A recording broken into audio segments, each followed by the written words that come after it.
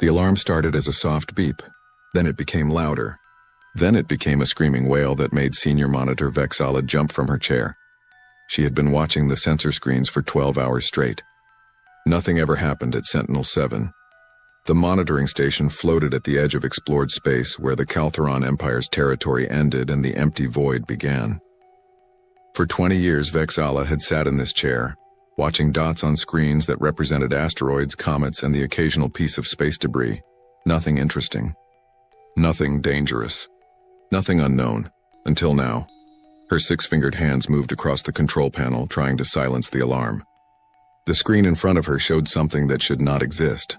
A contact, a vessel, moving faster than anything she had ever seen. "Computer, run diagnostic," she said, her voice steady despite the fear creeping up her spine. The computer's calm voice responded, all systems functioning normally. No errors detected. Vexala's throat went dry. She ran the scan again. The contact was still there, still moving, still impossible. She checked the speed reading 3 times. The vessel was traveling at 0.97 light speed. Nothing in the known galaxy could move that fast. The Empire's fastest military ships could barely reach 0.4 light speed. And that was with experimental engines that tended to explode. But speed was not the strangest part. The contact had no signature. Every vessel in the galaxy left traces. Energy emissions from engines, heat from life support systems, electromagnetic signals from navigation equipment. Every spacefaring civilization in the Empire's database had a unique fingerprint that sensors could detect and identify. This vessel had nothing. No energy type matched the Imperial databases. No heat signature matched any known propulsion system. No signals on any frequency they monitored. It was like the ship was made of ghost matter, barely existing in normal space. Vexala opened the communication channel. Sentinel-7 to unknown vessel. You are entering Caltheron Empire space. Identify yourself immediately. Silence. She tried again, broadcasting on all frequencies. Unknown vessel, this is Sentinel-7 monitoring station. Please respond and transmit your identification codes. Still nothing. Her hands trembled as she reached for the emergency communication button. She had never used it before. In 20 years, there had never been an emergency worth reporting to Imperial Command. This is Sentinel-7, she said when the channel opened. I need to speak with someone in Fleet Command immediately. The face that appeared on her screen belonged to a young officer who looked bored. Sentinel-7, this channel is for actual emergencies only. If you have a maintenance issue, I have detected an unknown vessel, Vexala interrupted. It is traveling at near light speed with no identifiable signature and is not responding to hails. The officer's bored expression changed to something like amusement. Senior Monitor, your sensors are probably malfunctioning. Run a full diagnostic and... I already ran diagnostics twice, Vexala said, her patience wearing thin. All systems are functioning normally. The contact is real. The officer sighed. Fine, send me your sensor data and I will have someone look at it. Vexala transmitted the data and waited. She watched the contact on her screen. It had not changed course. It had not slowed down. It was heading directly toward the Empire's core worlds like an arrow flying toward a target. 10 minutes later, her communication panel lit up again. This time, the face on the screen belonged to someone much more senior. Commander Zeltok, if she remembered correctly. He did not look amused. Sentinel-7, we need you to confirm your readings, he said. 2 other monitoring stations are now reporting the same contact. Vexala felt her stomach drop. 2 others? Which ones? Sentinel-4 and Sentinel-9. The object is moving through our sensor network at incredible speed. We are tracking it on multiple stations now. Then you believe me, Vexala said. We believe something is out there. Commander Zeltok replied, but we do not know what it is. Keep monitoring and report any changes immediately. The communication ended. Vexala turned back to her screens and began recording everything. If this was going to be a historical moment, she wanted accurate records. 3 hours later, the situation had escalated beyond anything Vexala could have imagined. Fleet Admiral Theron himself was now involved. His image appeared on screens across the monitoring network, addressing all stations simultaneously. Vexala had never seen the Admiral before. He was an imposing figure with silver scales covering his face and military decorations covering his uniform. He had commanded fleets in 3 wars and never lost a battle. "All monitoring stations, this is Fleet Admiral Theron," he said. His voice was deep and confident. "We are now tracking an unidentified vessel entering our territory. This vessel has ignored all attempts at communication and shows no signs of slowing down. I am mobilizing the 3rd Border Legion to intercept. All stations maintain constant surveillance and report directly to me with any changes." The transmission ended. Vexala watched her screen and saw new contacts appearing. Imperial warships were launching from nearby military bases. Within an hour, there were dozens of military vessels converging on projected intercept points. She calculated the unknown vessel's trajectory. At its current speed and heading, it would reach the Empire's core worlds in 14 standard cycles. 14 days. For the first time in 10,000 years, something was approaching the heart of the Caltheron Empire without permission, without identification, and without fear. In the Imperial Palace on Caltherox Prime, Chancellor Morn sat in an emergency council meeting. Around the table sat military commanders, intelligence directors, and scientific advisors. Everyone was talking at once. "It must be a probe from an undiscovered civilization," one scientist suggested. "Or a weapon," a military commander countered. "An attack could be imminent. We should destroy it before it gets closer," another commander said. Chancellor Morn raised one hand for silence. The room quieted immediately. "What do we actually know?" Morn asked. The head of Imperial Intelligence stood. "Very little, Chancellor. The object is traveling at near light speed. It has no identifiable energy signature. It does not respond to communication. And most concerning, it is heading directly toward our core worlds on a perfectly straight course." "What does that last part mean?" Morn asked. "It means the vessel knows exactly where it is going," the intelligence director said. "It has not made a single course correction since we first detected it. Either it has incredibly accurate navigation, or it has been to this region of space before." "That is impossible," Fleet Admiral Theron said. "We have cataloged every spacefaring species in this sector for the past 10,000 years. There is nothing we do not know about." "Apparently, Admiral, there is something we do not know about," Morn replied quietly. The Chancellor stood and walked to a large window overlooking the capital city. Billions of beings lived on this world alone, trillions more across the Empire's thousands of planets. They all believed the Empire was invincible. They all believed the Empire knew everything worth knowing about the galaxy. That belief was about to be tested. "Admiral Theron," Morn said without turning around, "deploy your fleet, but do not fire unless fired upon. If this is first contact with a new civilization, I will not have it said that the Caltheron Empire shot first." "And if they are hostile?" Theron asked. "Then defend the Empire," Morn said. "But do not start a war out of fear of the unknown." Back on Sentinel-7, Vexala continued her watch. The unknown vessel maintained its impossible speed and perfect course. It was now less than 13 cycles from the core worlds. She wondered who they were, where they came from, what they wanted. Most of all, she wondered why they were not afraid of the most powerful empire in the known galaxy. The Imperial archives were cold and dusty. Ambassador Kael'thos walked through rows of data crystals that had not been touched in centuries. Most of them contained information about first contact protocols from thousands of years ago, back when the Empire was still discovering new civilizations instead of ruling them all. Kael'thos had been an ambassador for 40 years. In that time, he had negotiated trade agreements, settled border disputes, and welcomed 3 newly spacefaring species into the Empire's fold. But he had never conducted actual first contact with a completely unknown civilization. Nobody had, not for millennia. Found something, called Dr. Silren from across the archive room. The xenoarchaeologist was younger than Kael'thos, but had a reputation for finding answers in forgotten places. Kael'thos walked over to where Silren stood, holding an ancient data crystal up to the light. "What is it?" "First contact protocols from 9,000 years ago," Silren said. "Back when we still met new species regularly. There are procedures here for everything. Translation matrices, diplomatic approach patterns, gift exchange customs, even instructions for what to do if they are more advanced than us." "And are they useful now?" Kael'thos asked. Silren set the crystal down carefully. "Maybe, but there is something else here. Something strange." She activated a holographic display. Ancient text appeared in the air, written in an old form of Caltheron that was barely readable. This section is marked as forbidden knowledge, Silren said. It talks about civilizations that went beyond. Beyond what? Beyond this region of space. Beyond normal physics. The text is fragmented, but it mentions species that achieved technology so advanced they simply left. Went somewhere else. The archive calls them the others. Kael'thas felt a chill despite the warm archive air. You think this vessel might be related to these others? I think we should not dismiss any possibility, Silren replied. Before Kael'thas could respond, his communication device chirped.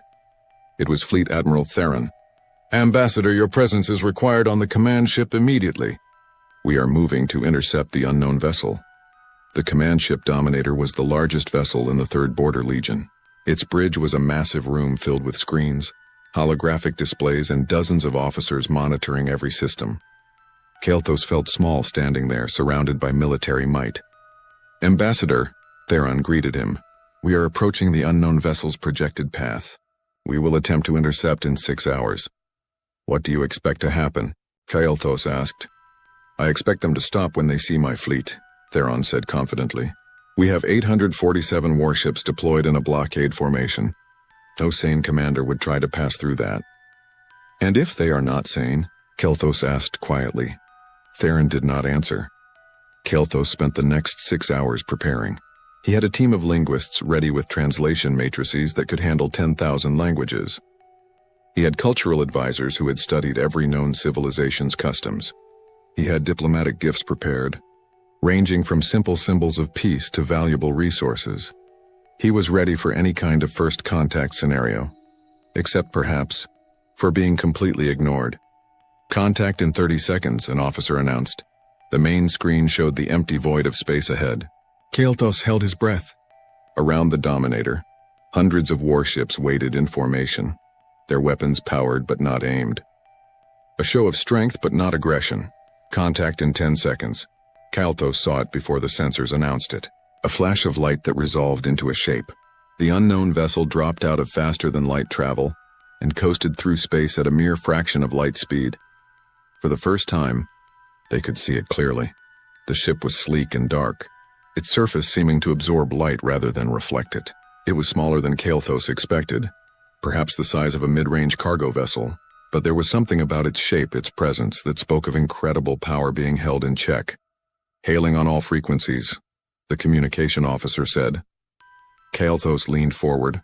Unknown vessel, this is Ambassador Kael'thas of the Kaltheran Empire. We mean you no harm. Please identify yourself so we may speak peacefully. Silence. They tried every frequency, every communication method in the database. Radio waves, laser signals, quantum entanglement messaging, even ancient methods like light pulse patterns. The vessel did not respond. It simply continued forward, not fast but steady, moving through the fleet formation as if the warships were not even there. Ambassador, they are ignoring us, Theron said, his voice tight with frustration. Request permission to fire a warning shot across their bow. Kael'thas hesitated. A warning shot could be interpreted as an act of war, but letting the vessel simply pass through might show weakness. One warning shot only, Kael'thas agreed. Make it clear we are not trying to hit them. Theron gave the order. A beam of energy lanced out from one of the warships, passing a safe distance in front of the unknown vessel. The vessel did not slow down, did not change course, did not react at all. They are approaching the neutral zone boundary, an officer announced. If they cross, they will trigger the automated defense satellites. The neutral zone was a buffer region at the edge of Imperial space. Ancient defense satellites, thousands of years old but still functional, guarded it. Any unauthorized vessel that entered would be fired upon automatically. Recall the satellites, Kael'thas ordered. Shut them down before... Too late, Theron said. They just crossed the boundary. On the screen, Kael'thas watched as 3 defense satellites activated. They were old technology, primitive by modern standards, but still dangerous. They fired kinetic projectiles at incredible speeds, designed to punch through the hull of any vessel. The unknown ship did not try to dodge. The projectiles simply vanished before they reached it. No explosion, no impact. They just ceased to exist as if they had never been fired. Then the vessel did something that made every officer on the bridge freeze. It destroyed the satellites. Not with weapons. There were no energy beams, no missiles, nothing visible at all. The satellites simply came apart, their pieces drifting in space like someone had gently disassembled them. How did they do that? Theron whispered. Nobody had an answer. The vessel continued forward. It still had not changed course even slightly. Kelthos pulled up the navigation data and felt his blood run cold. "Admiral," he said slowly, "this ship has not made a single course correction since we first detected it." "What does that mean?" Theron asked. "It means they know exactly where they are going," Kelthos replied. "They have been here before, or they have incredibly detailed maps of our space. Either way, this is not random exploration." Dr. Silrin's voice came through on the communication channel. She had been monitoring from the science vessel. "Ambassador, I am reading the energy output from that vessel. It is orders of magnitude beyond anything in our technology. Whatever power source they are using, it is more advanced than our most experimental reactors by at least several hundred years." "Could you calculate where they are heading?" Kelthos asked. There was a pause while Silrin worked. Then her voice came back, quieter now. "Based on their current trajectory, they are heading for the outer mining colonies. Specifically, Colony 793. "Why would they want to go there?" Theron demanded. "There is nothing at that colony except mining operations and worker housing." "I do not know," Silrin admitted. "But they clearly have a specific destination in mind." Kelthos made a decision.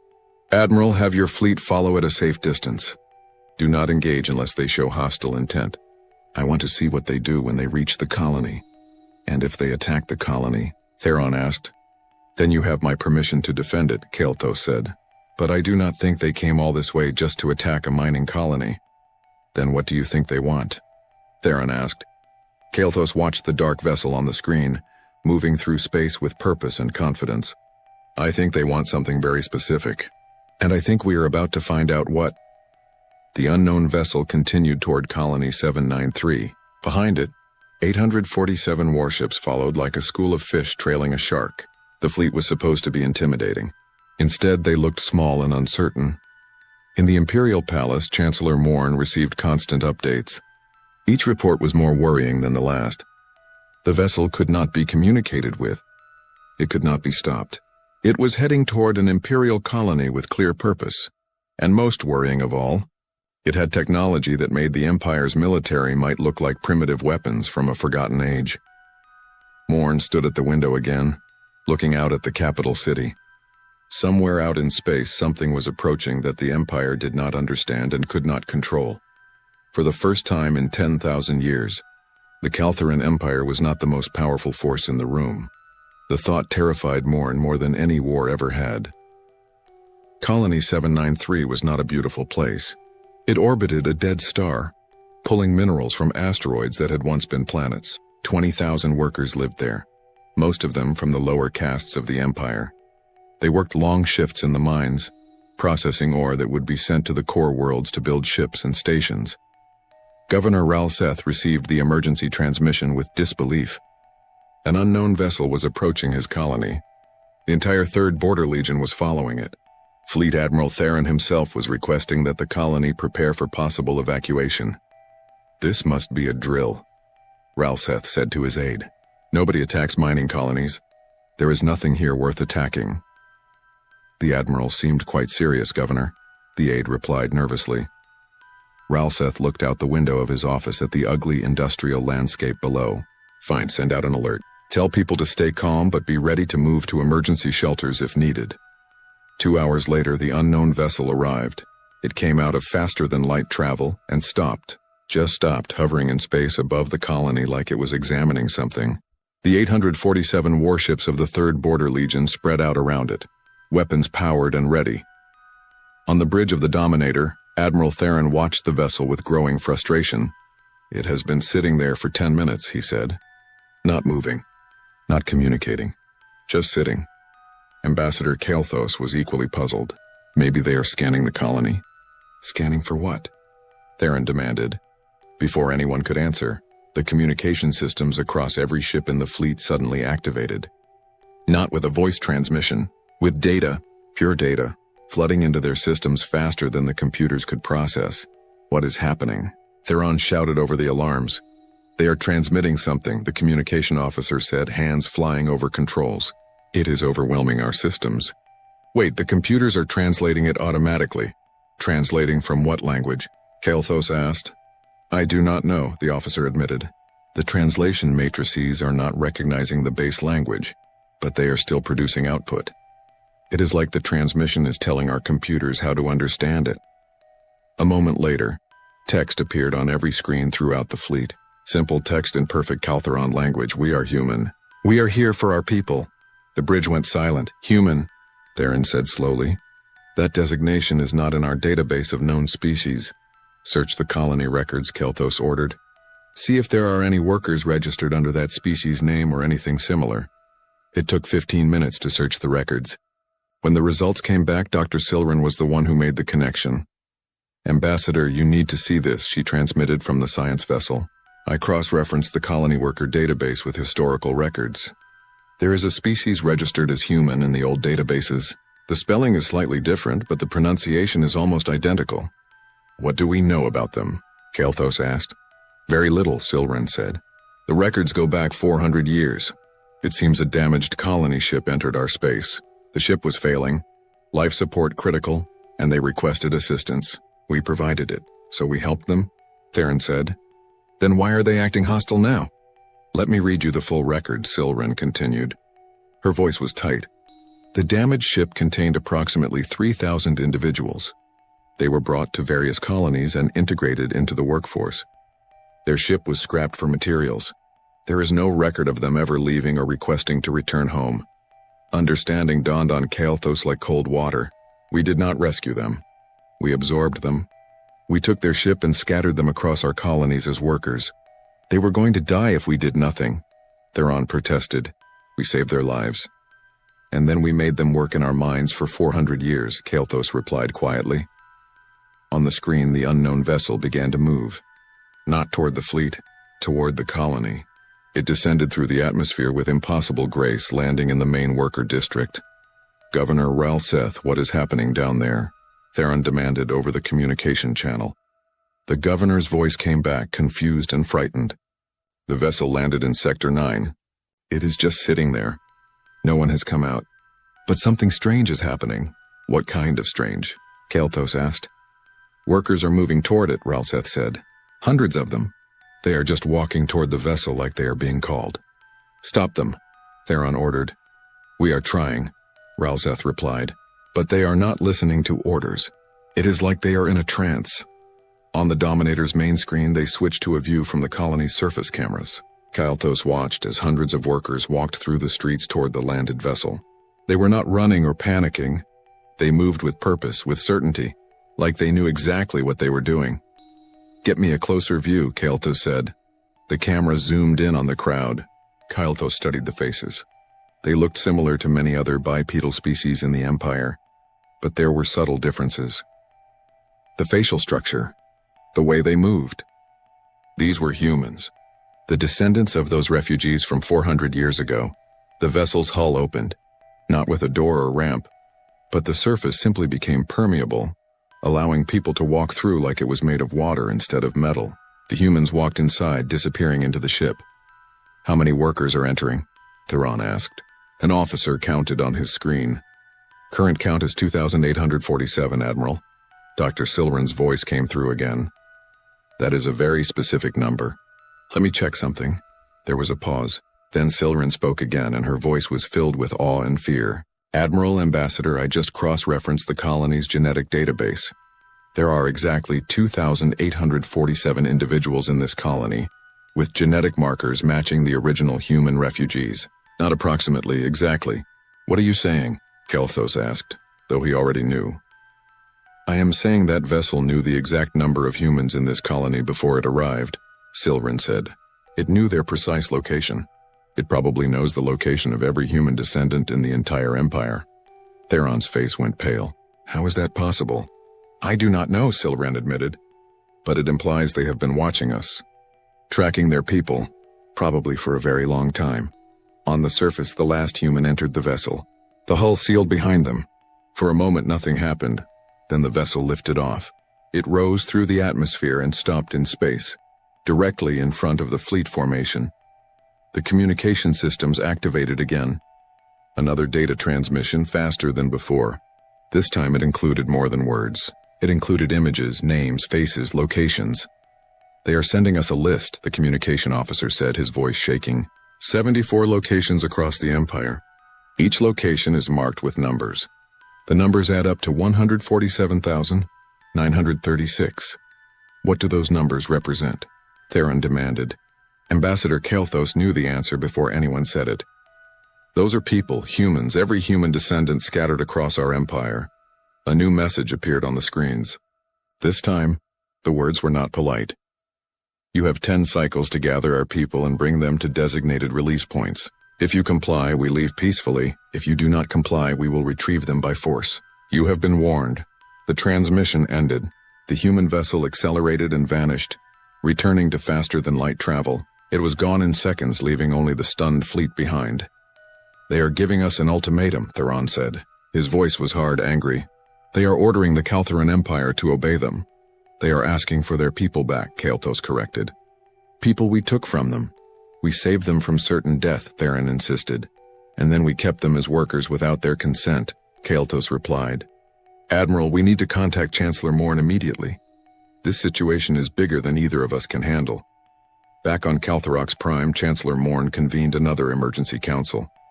This time there was no debate about whether the threat was real. Everyone had seen the transmission. Everyone understood what was being demanded. We cannot comply, General Korseth said firmly. If we give in to this ultimatum, it will show weakness. Every enemy of the Empire will see that we can be intimidated. If we do not comply, Kael'thas countered, we may be starting a war with a civilization that has technology centuries beyond ours. We do not know they are that advanced, Korseth argued. We have only seen one ship. For all we know, that is all they have. Dr. Silren spoke up from her position at the Science Council. With respect, General, I do not think that is true. The vessel's energy signature suggests it is not a warship. The design, the size, everything about it suggests a transport or rescue vessel, a civilian ship. The room went quiet. You are saying their civilian ships are more advanced than our military vessels? Morn asked. I am saying this ship came alone confidently to retrieve their people from the heart of a galactic empire. Silren replied. That suggests either incredible arrogance or absolute certainty that they are safe. Given what we have seen of their technology, I believe it is the latter. We need more information, Morn decided. General Korseth, begin mobilizing additional fleets. The first 3 days were chaos. Across the Empire, planetary governors received orders to identify and gather any workers with human ancestry. The orders came with little explanation, which caused confusion and panic. On industrial worlds, human descendants were pulled from their jobs. On agricultural colonies, they were separated from other workers. Some went willingly, curious about what was happening. Others resisted, afraid they were being punished for something they did not understand. Governor Ralseth of Colony 793 sent daily reports to Imperial Command. After the human vessel took the workers, the colony's productivity had dropped by 15%. Other governors reported similar problems. The humans and their descendants had been integrated so deeply into the Empire's economy that removing them caused disruptions everywhere. We cannot simply give up 147,000 workers, Economic Minister Tolvex argued in a council meeting. Do you know what that will do to our production quotas? Some colonies will have to shut down entirely. Better than starting a war we cannot win, Ambassador Kael'thas replied. We do not know we cannot win, General Korseth insisted. He stood at a holographic display showing fleet positions. I have mobilized the first fleet to join the 3rd Border Legion. That gives us over 2,000 warships. Whatever technology these humans have, they cannot stand against that kind of firepower. Chancellor Morn rubbed his temples, feeling a headache building. And if they can? Then we die defending the Empire's honor, Korseth said simply. Dr. Silren had barely slept in 3 days. She spent every waking moment in the archives, searching for any information about humanity. What she found was frustrating. The records from 400 years ago were sparse and vague. The human colony ship had been damaged badly. The refugees had been grateful for rescue. That was all the official record said. But Silren had learned to look in unofficial places. Old personal journals, maintenance logs, even entertainment broadcasts from that time period. Slowly, a different picture emerged. She found a journal entry from a cargo ship captain who had been part of the rescue operation. The captain described the human colony ship as primitive but functional. The humans had been traveling for generations, seeking a new home. Their ship was old and worn, but it had not been failing when they entered Caltheron space. It had been attacked. Attacked by what? Silren muttered to herself, reading further. The captain did not specify, but he mentioned that the human ship's weapon systems had been destroyed, their engines damaged, their life support barely functioning. Another entry, this one from a medical officer who had examined the refugees. They are remarkably adaptable, strong for their size. They seem to have an unusual resistance to various environmental stresses. One of them told me their species originated on a high-gravity world, which would explain their physical resilience. Silren kept searching. She found census records showing where the humans had been sent. Mining colonies, mostly. A few agricultural worlds. Places that needed manual labor. Over 400 years, they had integrated into the Empire's lower castes. They had families, children, grandchildren. By now, most of them probably did not even remember they were originally from somewhere else. But someone remembered. Someone had been keeping track. On the 6th day, Silren found something that made her blood run cold. It was buried deep in a restricted archive, marked as classified by authority of the Imperial Science Council. The file was labeled Precursor Species Database, restricted access only. She should not have had access. But in the chaos of the current crisis, security protocols had been relaxed. She opened the file. Inside were references to dozens of species that had once lived in this region of space. Not recently. Tens of thousands of years ago. The database called them precursor species. Civilizations that had achieved advanced technology, and then simply left. Disappeared from the known galaxy. One entry caught her eye. The species designation was corrupted in the database, but the description was clear. Bipedal. Bilateral symmetry. High adaptability. Originated from a high-gravity world in the inner systems. Last confirmed sighting approximately 50,000 years ago. Believed to have achieved post-physical technology and departed for regions unknown. The physical description matched humans perfectly.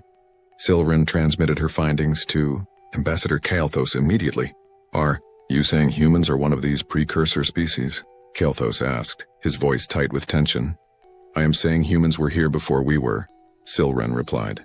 They achieved technology we cannot even imagine and left. They went somewhere else, somewhere beyond. And now they are back, Kael'thas said slowly. Now they are back, Silren confirmed. And we accidentally enslaved their descendants. On the 8th day, Chancellor Morn made a decision. Sort of. We will gather the humans as requested, Morn announced in a council meeting, but we will not simply hand them over. What do you mean? Kael'thas asked. I mean we will bring them to a designated location, but we will also have every available military asset in position, Morn explained.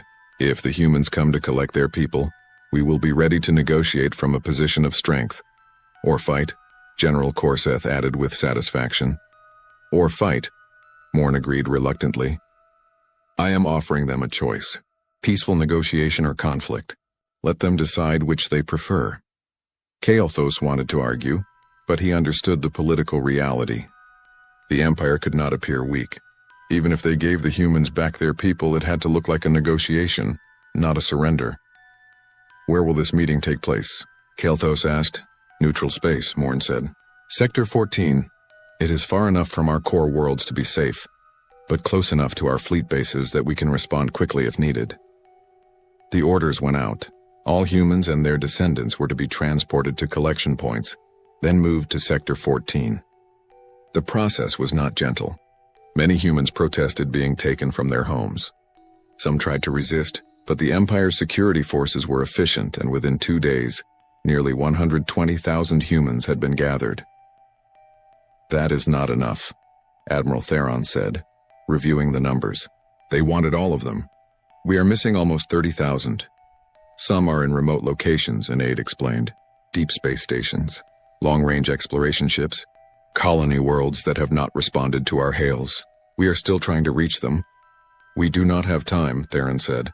The deadline was in less than 2 days. Bring whoever we have to Sector 14. We will explain the situation to the humans when they arrive. If they arrive, Theron thought but did not say. Part of him hoped the humans would not show up. That this was all some elaborate bluff. But he knew better. They would come. The question was how they would respond to the Empire's military display. Vexala, back at Sentinel-7, was monitoring long-range sensors when she detected them. 4 contacts this time, coming from the same direction as before. Moving at the same impossible speeds, multiple contacts detected, she reported to Fleet Command. 4 vessels on approach vector to Sector 14. Estimated arrival time 3 hours. In Sector 14, the trap was set. Over 2,000 warships were positioned in a massive formation. At the center of the formation, transport ships held the gathered humans. The entire 1st Fleet and 3rd Border Legion were present, representing the largest concentration of military power the Empire had assembled in centuries. Admiral Theron stood on the bridge of the Dominator, watching the sensors. Ambassador Kael'thas stood beside him, looking uncomfortable in the military environment. 4 ships, Theron said with confidence. We have 2,000.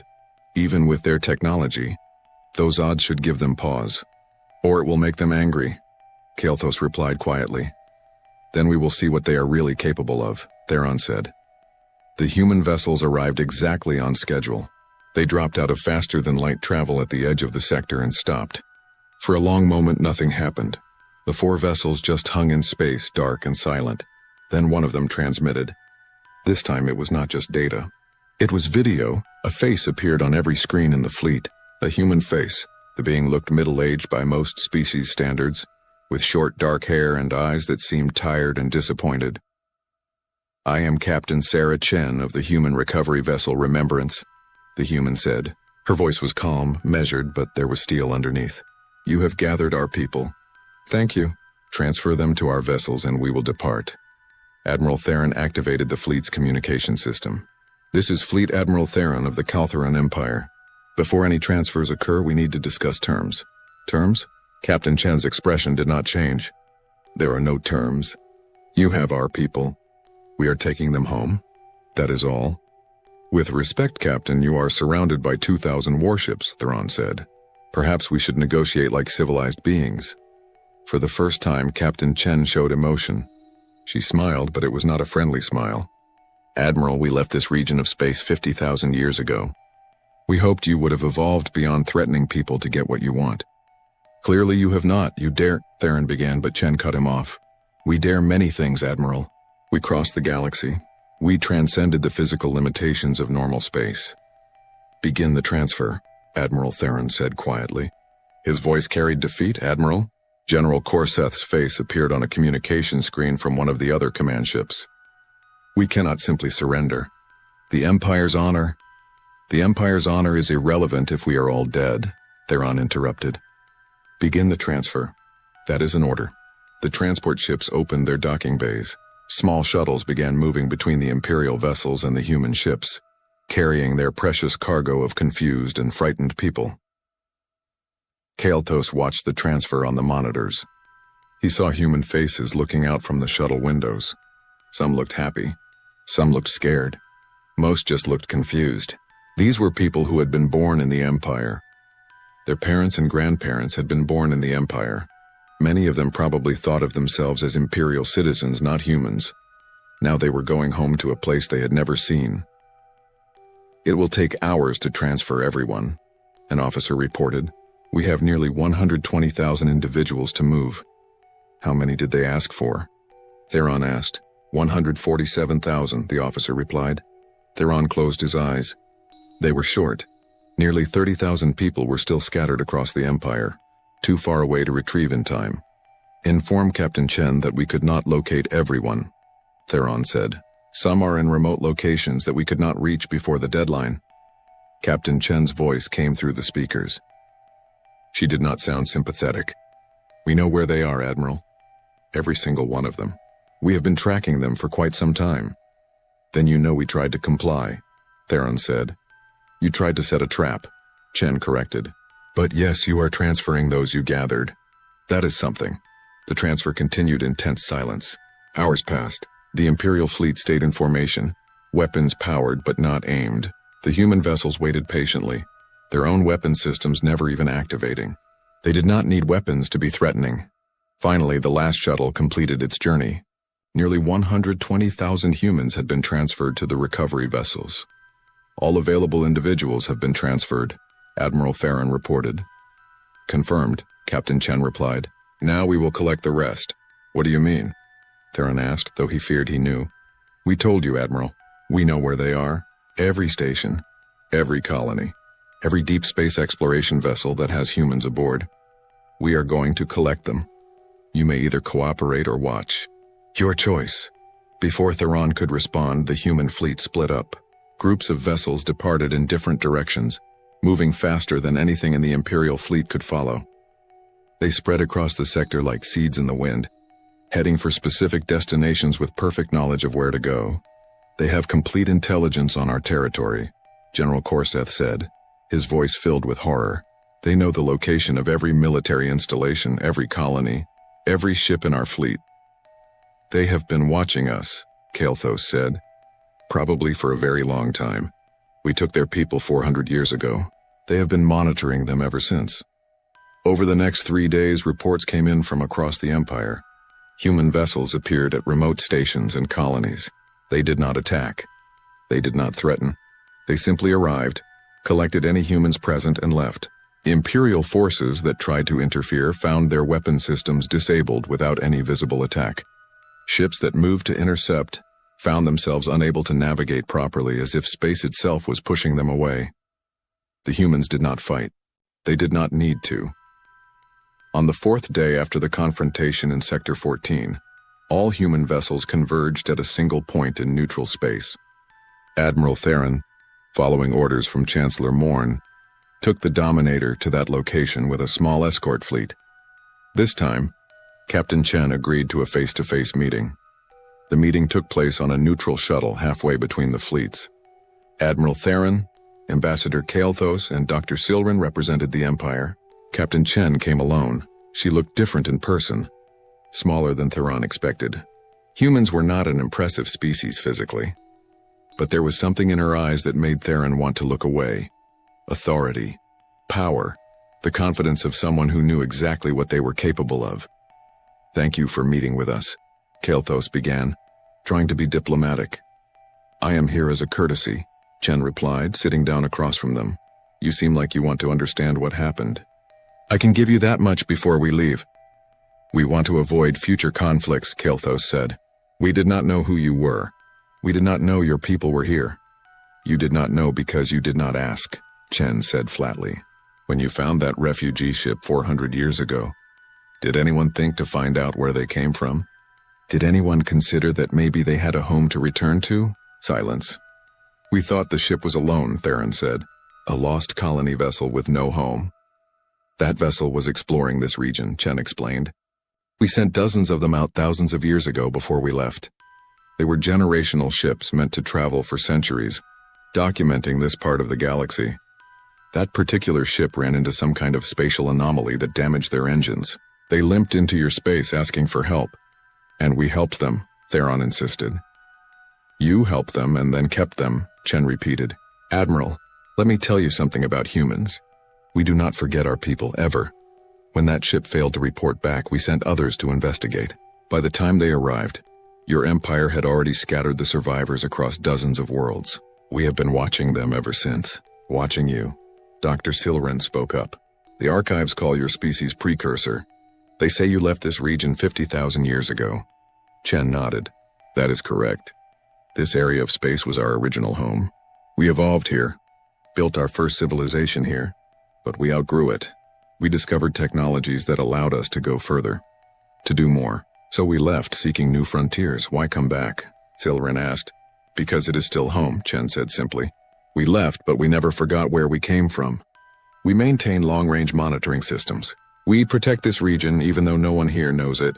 When we detected that one of our exploration vessels had been absorbed into your empire, we came to get them back. You could have contacted us, Kael'thas said, asked for their return peacefully. Would you have given them back? Chen asked. Or would you have made excuses? Claimed they were integrated, that they wanted to stay? That they were too valuable to your economy to release? No one answered because they all knew she was right. Chen stood. This meeting is over. We have all our people now. We are leaving. But I want to give you some information before we go. She placed a data crystal on the table. This contains coordinates. Safe routes through this sector. Dangerous areas you should avoid. Warnings about spatial anomalies. Think of it as a gift from a more advanced civilization to a younger one. Why would you help us after what we did? Theron asked. Because we remember being where you are now, Chen replied. Young, ambitious, thinking we were the pinnacle of civilization. We made mistakes too. We learned from them. Maybe you will too. She moved toward the door, then paused. One more thing.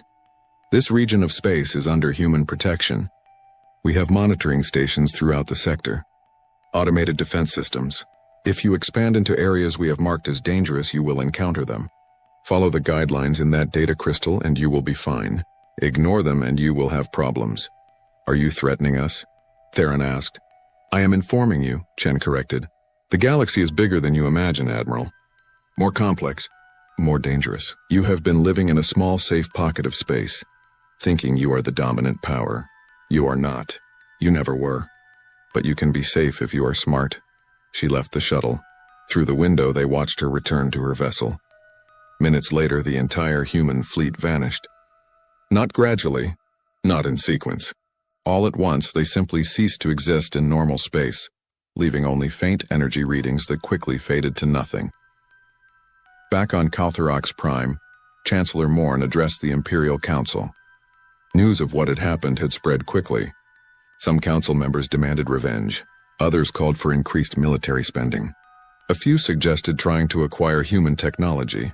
Morn listened to them all, then raised a hand for silence. For 10,000 years, we believed we were the greatest civilization in the galaxy, Morn said. We were wrong. That illusion died in the last week. Now we have a choice. We can rage against that reality or we can learn from it. You are suggesting we accept this humiliation? General Corseth demanded. I am suggesting we accept the truth, Morn replied. The humans could have destroyed our fleets. They could have taken their people by force from the beginning. Instead, they gave us chances to do the right thing.